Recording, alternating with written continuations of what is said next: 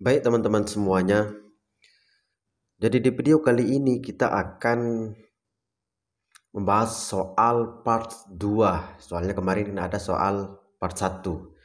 Jadi soal masalah tes tulis PPK dan PPS pada pemilu tahun 2024. Nah, di video kali ini kita akan membahas tentang soal, kemudian pembahasan, kemudian baru jawaban.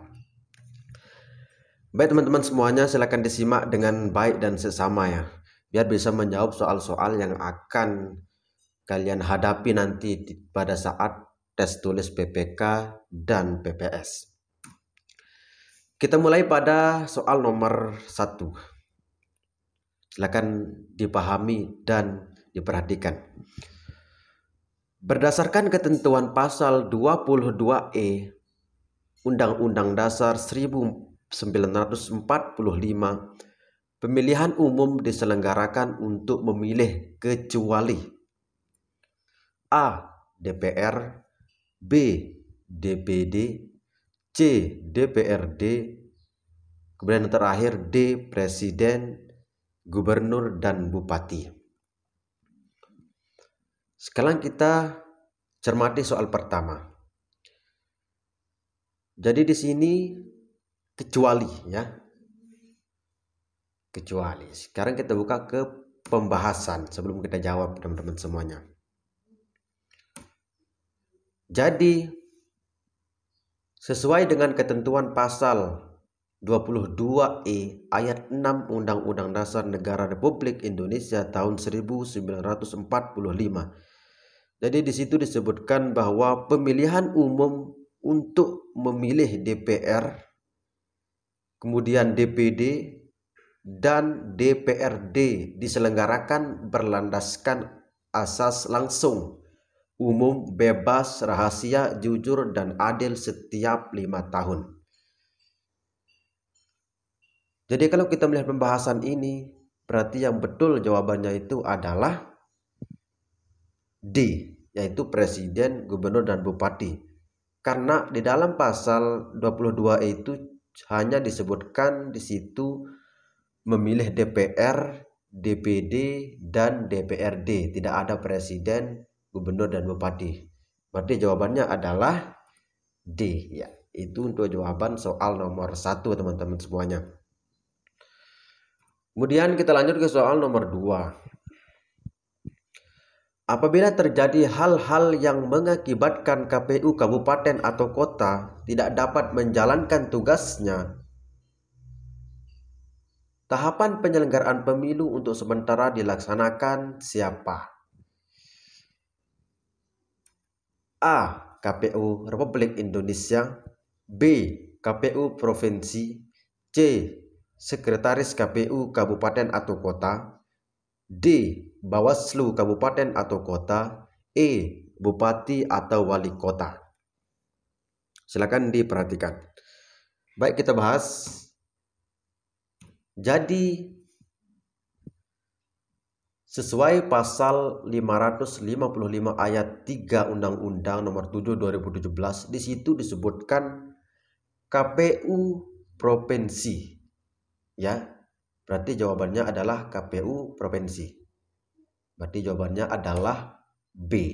Nanti kita sama-sama buka pasal 555 ayat 3 Undang-Undang Nomor 7 tahun 2017. Di situ disebutkan bahwa yang mengganti adalah KPU provinsi. Ya, itu untuk nomor 2 teman-teman semuanya. Jadi jawabannya adalah B. Kemudian kita lanjut ke nomor 3. Dalam Undang-Undang Nomor 7 2017, pengaturan penyelenggaraan pemilu diatur pada pasal A. Pasal 3, B. Pasal 4, C. Pasal 5, D. Pasal 6. Sebelum dijawab kita akan bahas dulu. Oke. Sekarang kita buka, kita perhatikan bunyi pasal nomor 4. Jadi bunyi pasal nomor 4 Itu tentang pengaturan penyelenggaraan pemilu bertujuan untuk A. Memperkuat sistem ketatanegaraan yang demokrasi, B.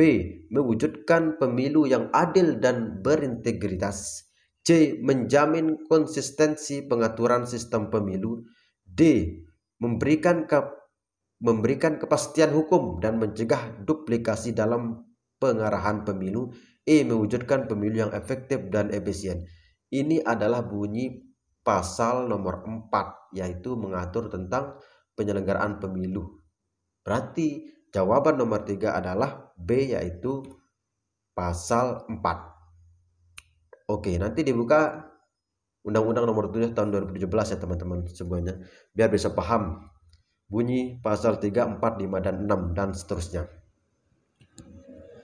Kita lanjut ke nomor 4. Pada hari pemungutan suara, KPPS melayani A. Menjaga kotak suara, B. Membantu tugas ketua KPPS, C. Pembagian surat pemberitahuan pemungutan suara atau C6 di TPS, D. Konfirmasi korespondensi surat pemberitahuan pemungutan suara dengan KTP elektronik pemilih, E. Jawaban B dan D benar. Baik, kita perhatikan teman-teman semuanya. Jadi KPPS 4, apa yang menjadi tugas KPPS 4? Kita buka pembahasannya. Tugas anggota KPPS 4. 1. Menerima dan memeriksa nama pemilih. Kita cek di pilihan ganda teman-teman. Apakah ada menerima dan memeriksa nama pemilih? Oh, tidak ada. Lanjut. 2. Memeriksa jari-jari tangan pemilih untuk memastikan tidak terdapat tanda khusus berupa tinta pada jari-jari tangan pemilih. 3. Memeriksa kesesuaian nama pemilih dalam DPT yang tertulis di formulir model C, pemberitahuan KWK dan KTP elektronik, dan surat keterangan lainnya. Nomor 4. Memeriksa kesesuaian nama pemilih dalam DPPH yang tertulis di formulir model A5 KWK dan KTP elektronik atau surat keterangan. Coba kita perhatikan pada pilihan jawaban. A. Menjaga kotak suara. Ini sudah jelas bukan. B. Membantu ketua KPPS. Oke, kita contohkan. Ini bisa, ini boleh. Membantu ketua KPPS. Karena semua KPPS itu pasti tugasnya membantu ketua gitu. C. Membagikan surat pemberitahuan pemungutan suara C6 di TPS. Kita lihat di tugas KPPS 4. Oh, tidak ada. Kemudian D. Konfirmasi korespondensi surat pemberitahuan pemungutan suara dengan KTP elektronik. Nah, kalau ini ada, ini D. Kemudian E. Jawaban B dan D benar. Berarti jawabannya adalah E, yaitu jawaban B dan E benar ya. Kita lanjut ke nomor 5. Nah, ini dia tugas-tugas KPPS nomor 4, KPPS 4 ya. Kita lanjut ke nomor 5. PPS wajib mengirimkan surat suara calon bupati dan wakil bupati TPS dari TPS dalam kotak tersegel kepada PPK selambat-lambatnya setelah dilakukan pemungutan suara. A. 1 hari, B. 2 hari, C. 3 hari, D. 4 hari, E. 5 hari. Kita masuk ke pembahasan. Kita perhatikan pada pasal 103 Undang-Undang nomor 8 tahun 2015. Jadi di situ disebutkan dalam waktu paling lama 3 hari setelah pemungutan suara, PPS wajib menyerahkan kepada PPK A. Surat suara pasangan calon gubernur dan wakil gubernur, pasangan calon bupati dan wakil bupati, serta calon wali kota dan wakil wali kota TPS dalam kotak suara tersegel. B. Mencatat dan membuktikan hasil penghitungan suara TPS di wilayahnya. Berarti jawabannya adalah C, sesuai dengan pasal 103 Undang-Undang nomor 8 tahun 2015. yaitu selambat-lambatnya 3 hari setelah dilakukan pemungutan suara. Baik teman-teman, sebelum kita lanjut jangan lupa di share, like, dan subscribe bila video ini bermanfaat untuk kita semua. Kita lanjut ke nomor 6. Petugas pemutakhiran data pemilu diangkat dan diberhentikan oleh A. KPPS, B. PPS, C. PPK, D. KPU Kabupaten atau Kota, E. KPU Provinsi. Silakan kita perhatikan. Petugas pemutakhiran data pemilu diangkat dan diberhentikan oleh. Oke, kita lanjut ke pembahasan. Jadi berdasarkan PKPU nomor 11 tahun 2018, nanti dibuka teman-teman ya. Jadi di situ disebutkan bahwa petugas pemutakhiran data pemilu diangkat dan diberhentikan oleh PPS. Berarti jawabannya adalah C, yaitu PPS. Salah ya. Jawabannya adalah B, yaitu PPS. Ini salah, ini sebenarnya B ini. Kita lanjut ke nomor 7. KPPS diangkat dan diberhentikan oleh A. KPU Kabupaten atau Kota, B. PPK atas nama KPU Kabupaten atau Kota, C. PPK atas nama Ketua KPU Kabupaten atau Kota, D. PPS atas nama KPU Kabupaten atau Kota, E. PPS atas nama Ketua KPU Kabupaten atau Kota. Kita masuk ke pembahasan. Jadi pasal 59 ayat 3 Undang-Undang nomor 7 tahun 2017. Di situ disebutkan bahwa KPPS diangkat dan diberhentikan oleh PPS atas nama Ketua KPU Kabupaten Kota. Jadi jawabannya adalah E, yaitu PPS atas nama Ketua KPU Kabupaten atau Kota. Kita lanjut ke nomor 8.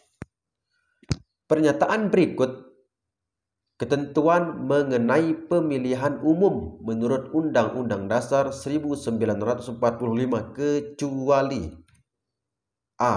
Dilaksanakan secara langsung, umum, bebas, rahasia, jujur, dan adil setiap 5 tahun sekali. B. Peserta pemilihan umum untuk anggota DPR dan DPRD adalah partai politik. C. Dilaksanakan untuk memilih DPR, DPD, Presiden dan Wakil Presiden, DPR dan Kepala Daerah dan Wakil Kepala Daerah. D. Peserta pemilihan umum DPD adalah perseorangan. E. Tidak ada jawaban yang salah. Kita perhatikan pilihan A. Dilaksanakan secara umum, bebas, rahasia, jujur, dan adil. Ini sudah pasti ya. Oke. B. Peserta pemilihan umum untuk anggota DPR. Memang pasti ini kalau pemilihan umum. C. Dilaksanakan untuk memilih DPR, DPD, Presiden, dan Wakil Presiden. Kita masuk ke pembahasan. Oke, pembahasannya adalah karena tidak ada aturan untuk memilih kepala daerah dan wakil kepala daerah. Kita cari untuk memilih kepala daerah dan wakil kepala daerah. Berarti jawabannya adalah C, yaitu dilaksanakan untuk memilih DPR, DPD, Presiden dan Wakil Presiden, DPRD, dan Kepala Daerah dan Wakil Kepala Daerah. Ini yang kecuali. Berarti jawabannya adalah C. Oke, kita lanjut ke nomor 9 teman-teman semuanya. Berdasarkan Undang-Undang Dasar 1945 yang telah diamandemen, anggota MPR meliputi A. Anggota DPR dan utusan daerah dan golongan, B. Anggota DPR, DPD dan utusan golongan, C. Anggota DPD dan utusan golongan, D. Anggota DPR, MPR dan DPD, E. Anggota DPR dan DPD. Sebelum dijawab, kita masuk ke pembahasan dulu ya teman-teman semuanya.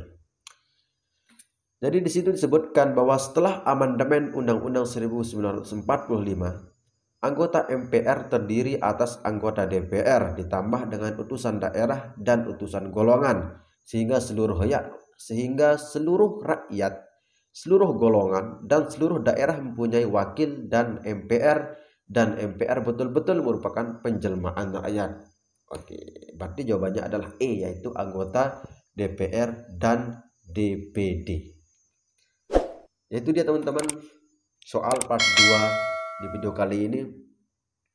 Jangan lupa untuk di like, share, dan subscribe bila video ini bermanfaat untuk kita semua. Selamat beristirahat.